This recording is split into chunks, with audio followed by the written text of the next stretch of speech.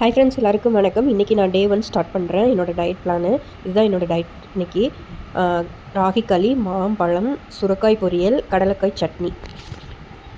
இன்றைக்கி நான் எடுத்து போகிற பிரேக்ஃபாஸ்ட் வந்து ராகி களி, முருங்கைக்காய் சாம்பார், காலிஃப்ளவர் பொரியல், மேங்கோ கொஞ்சம் அதிகமாக எடுத்திருக்கேன். ஏன்னா எனக்கு கொஞ்சம் எனர்ஜி அதிகமாக வேணும் அப்படின்றனால இதை எடுத்திருக்கேன்.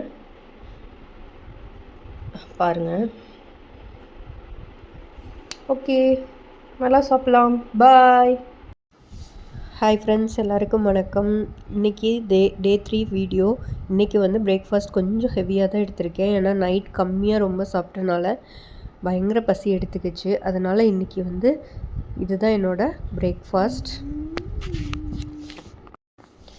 அப்புறம் சாப்பிட்டு முடித்ததும் ஒரு கொஞ்சம் நேரம் கழித்து ஒரு 1 hour 1.5 hour கழித்து ஒரு ஆப்பிள் க்ரஸ்டு, அது ஜூஸும் இல்லை ஐஸ்கிரீமும் இல்லை, அந்த மாதிரி வித்தவுட் சுகர்.